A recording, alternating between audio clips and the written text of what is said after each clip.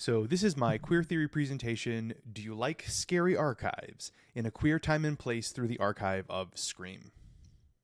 In a Queer Time and Place by Jack Halberstam is the book I chose to focus on for this presentation. And one of the important features of the book is the choice Halberstam makes to explore and explain many of the book's ideas through an investigation of what he calls the Brandon Archive, the history, reporting, and creative work inspired by the murder of Brandon Teena, which includes the film Boys Don't Cry. For Halberstam, this choice of archive is not only on subject, but also very personal. It was a way to reckon not only academically, but also emotionally with Brandon's life and death. So I thought it would be appropriate to look at some of the big ideas of In a Queer Time and Place through the lens of an archive that was meaningful to me, my favorite horror franchise, Scream. So the approach I'm taking for this presentation is to go through some of the ideas in the book that resonated with me and talk about them through the lens of the Scream movies. So it jumps around the book a little and it doesn't really hit everything, but I tried to pull what I thought felt like big, useful ideas.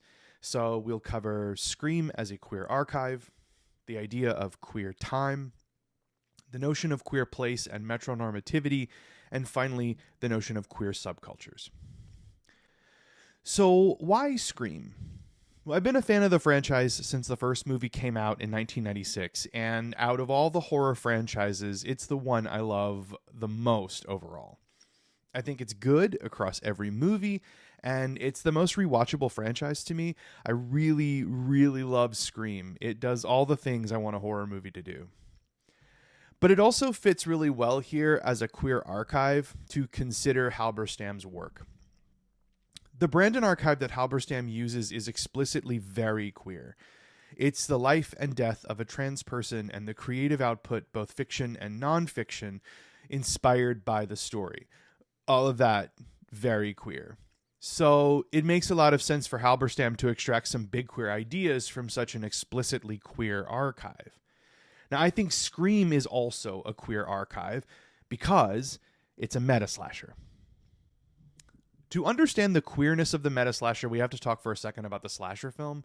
So slashers are a subgenre of horror film that really coalesced in 1978 with John Carpenter's Halloween, although there are proto-slashers like Texas Chainsaw Massacre and Black Christmas that predate it. What makes a slasher a slasher? Well, we tend to have a group of young people at the center of the narrative. They embody a variety of archetypes. You know, like there's a hot one, there's a nerdy one, there's a dark brooding one, the virginal one. They are typically removed from their zones of safety. You can think of the camp in Friday the 13th, the dream world in Nightmare on Elm Street, and even in Halloween, the babysitters are in someone else's homes. A masked killer enters their isolated world and begins to kill them one by one until we are left with the final girl, who tends to be the virginal one and who takes down the masked killer until it's time for the sequel. The tropes and conventions of the slasher film operate in a similar way to something like heteronormativity. The rules govern the lives and actions of the characters in reliable repetition, and they ultimately dictate the values and positions of every character within this world. Now, Scream opened in 1996 and ushered in a new subgenre of slasher film called the meta-slasher. Now, what makes a meta-slasher a meta-slasher? Most importantly, it's a world in which the characters know they're in a slasher. They're aware of the conventions. In the standard slasher, that awareness isn't present.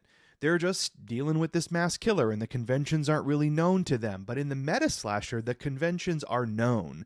The characters know the constructions they're enacting or trying to subvert. We also see those conventions get distorted or appended. A great Scream example is that Ghostface is not a single person, nor is Ghostface consistent across films. That's a queering of the masked killer convention in slashers, where the killer is usually a single-figured, unchanged person from film to film. Ghostface is neither single-figured or unchanged, and that distortion opens up interesting possibilities across the films. Meta-slashers work because of these distortions of convention. It's what gives them their uniqueness and freshness. Humor and camp is important in the meta-slasher. Slashers tend to take themselves very seriously, even when they're cringe. But meta slashers like Scream, Happy Death Day, Freaky, Tucker and Dale vs. Evil all rely on humor as key ingredients in their construction. Meta slashers also recognize the world's inherent instability and plays with that in its storytelling. In traditional slashers, the worlds have rules that are precisely followed, and the only way to change the rules is to broaden the core mythology of the world. Nobody really can leave their roles in a slasher. In Scream, though, the rules fall apart all the time. We get worlds on top of worlds, like the Stab movies. People don't exist in archetype, but in superpositions. Scream recognizes it's all a construct, and it's all hanging by a thread, and it plays with that to achieve its goals. All of this is very, very queer. Queer people know what it's like to be aware of the structures operating around us and how deadly they are. We know what it feels like to inhabit a convention in a distorted way. We know humor and camp are powerful weapons. We live in the spaces where the world's instability is most visible. So the meta slasher can be seen as a way to think about and walk through the queer person's navigation of the world that doesn't imagine them, and in not imagining them, wishes them dead. And that takes us to Halberstam and the notion of queer time. Halberstam talks about queer time as being in opposition to the institutions of family, heterosexuality, and reproduction. He's thinking about queerness as less something intrinsic inside us, that pretty little box in our souls that holds the mystic essence of our queerness, but instead, he's thinking about queerness as an outcome of strange temporalities, imaginative life schedules, and eccentric economic practices. Queerness is moving through time and space in a way that can feel and act like a threat to heteronormative structures and expectations. Halberstam highlights as a particularly powerful example of queer time the relationship gay communities had with time as a result of the AIDS epidemic. Instead of being future-driven like most of the straight world, the gay community was in a world without a future, the world with AIDS and governmental neglect. And the queer focus was the now, the present, the fleeting, the transient.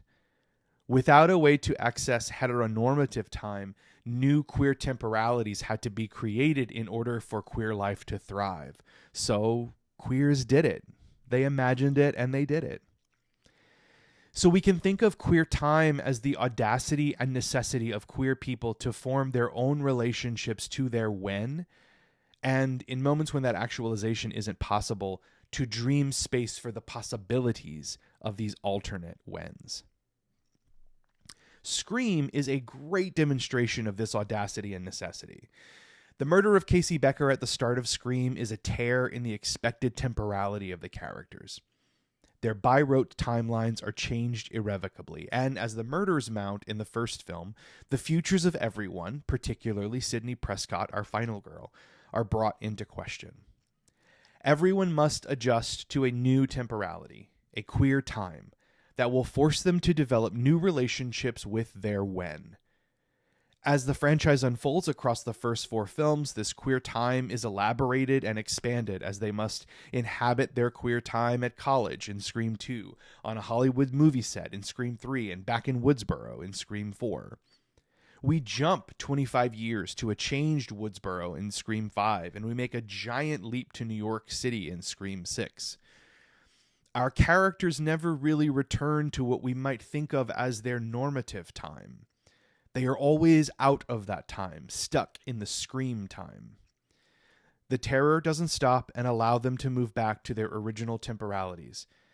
Instead, it holds them in an ongoing murderous present, and they all have to adjust to life in this queer time.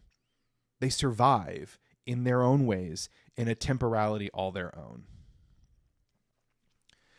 To discuss queer space, Halberstam looks at the Brandon archive and focuses on the rural location of Brandon's life and death. Brandon lived as a man in a rural Nebraskan community.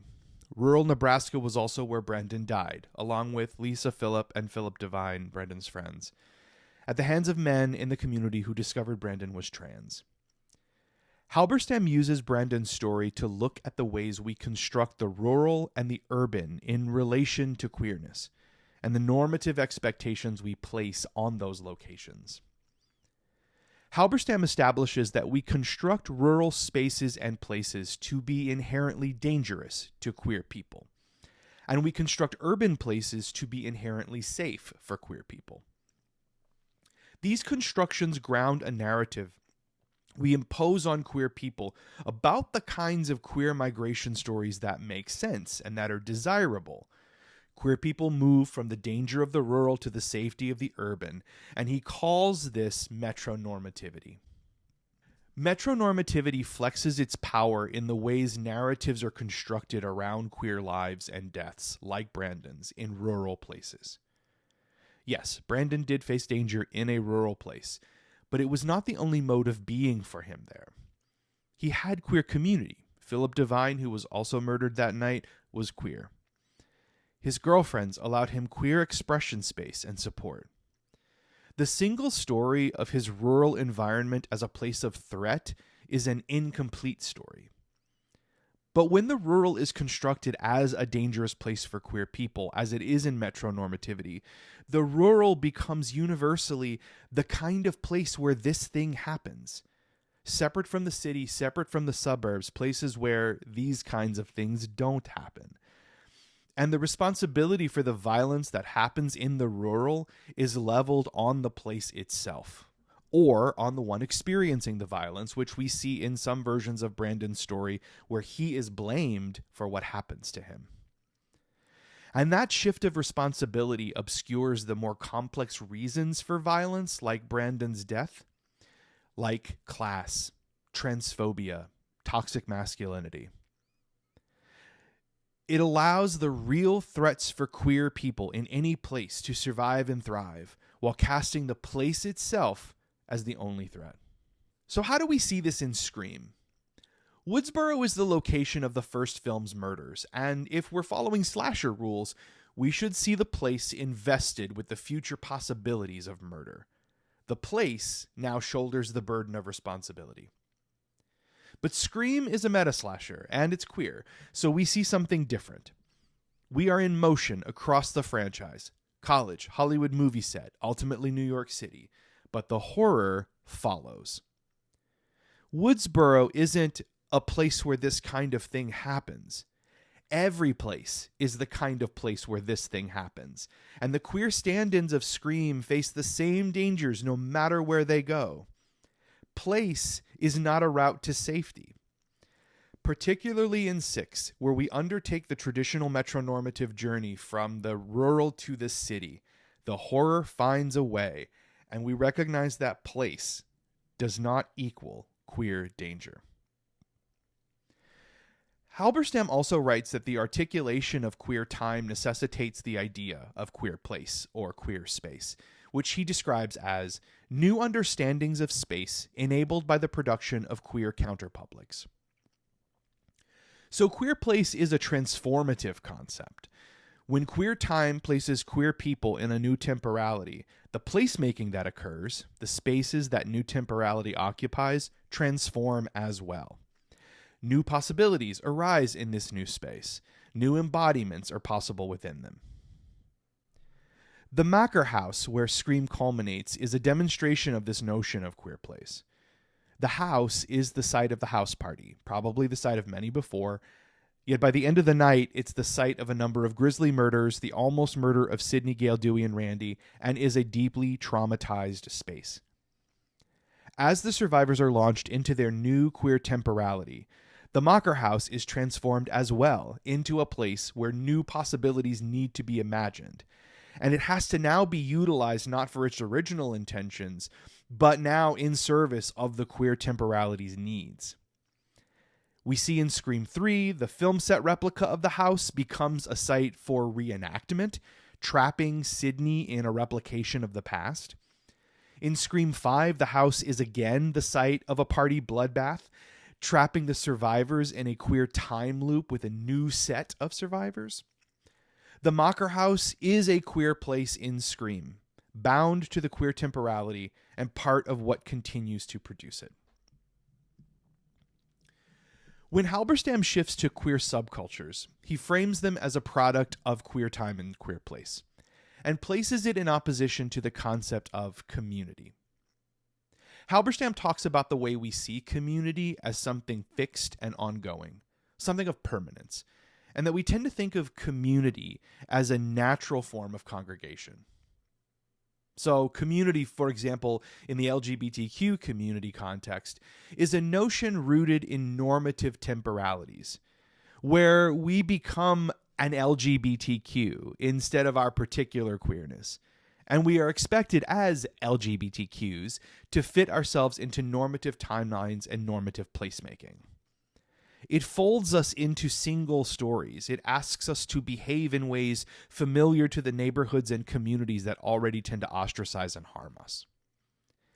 Halberstam writes that quests for community or attempts to place people in community are, quote, nostalgic attempts to return to some fantasized moment of union and unity, and they reveal the conservative stakes in community for all kinds of political projects.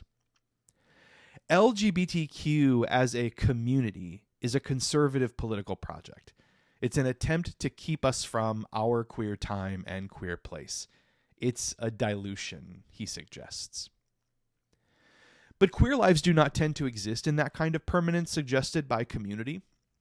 Instead, Halberstam offers queer subculture as a critique and alternative, rejecting the permanence of time and place, embracing the temporary, embracing unexpected forms of what bonds people together, embracing queer kinship models.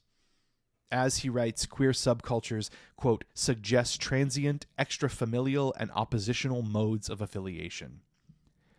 Queer subcultures embrace the possibilities and opportunities of queer time and place, and carve out ways of being that sit outside of normative expectations. We can see this when we acknowledge that LGBTQ doesn't speak everyone's language. That, for example, the subcultures of the asexual, aromantic, and agender, need to operate in their own contexts, engage with their own forms of marginalization, and produce their own forms of liberation and freedom.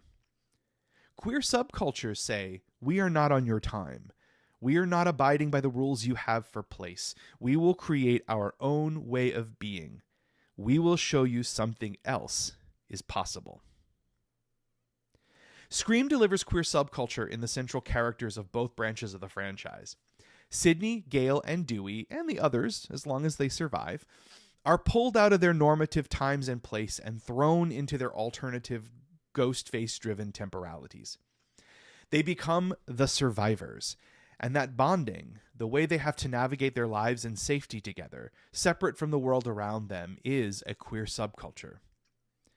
This is stated even more explicitly in Scream 5 and 6 when Sam and the three main survivors, characters all new to the franchise, name themselves the Core Four. These small bands of survivors, operating in queer time and navigating queer place, are inventing the modes of living and being unique to them. It's transient, it's extra-familial, it's oppositional. They are no longer part of the community, they exist outside of it.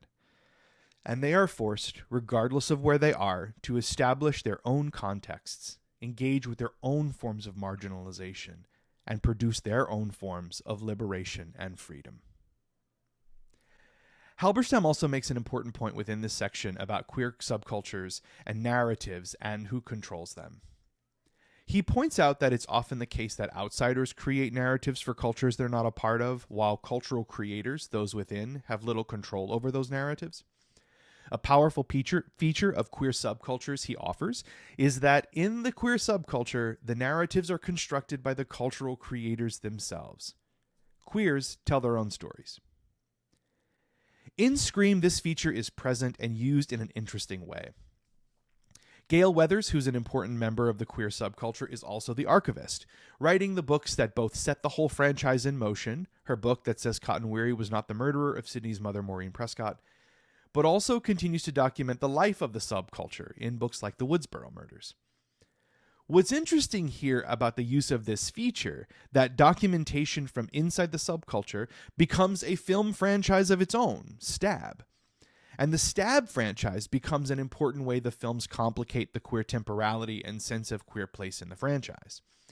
In Scream 3, we are on the set of a stab film based on the Woodsboro murders, and the survivors not only have to avoid murder on recreations of the places that they had to originally avoid murder, but they have to do it with the actors playing them in the film, a very meta slasher move, but also one that demonstrates how complicated queer relationships to time and place can be.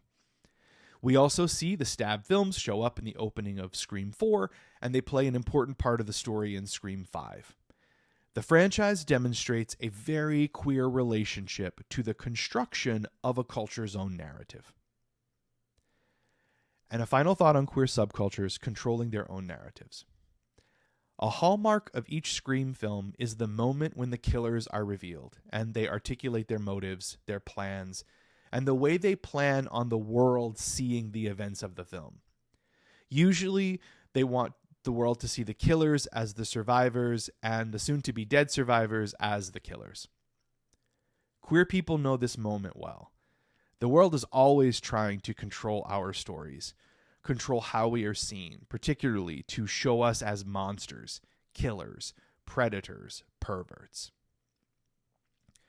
But in each of the Scream films, the queer subculture fights back and regains control of the narrative. They fight for the ability to tell the true story, the correct story, the story that shows the queer figure not as the killer, but as the final girl, as the survivor. And across 5 of the 6 films over 25 years, the final girl of Sidney Prescott survives this assault on the autonomy of her own narrative again and again and again, showing how resilient queer figures can be in their own time and place. The queered figure, the figure that must exist within a queer temporality and must navigate a queer space, always emerges the victor. The horror will certainly follow them into the next film, but the queer subculture, and the queer person within it, continues and endures.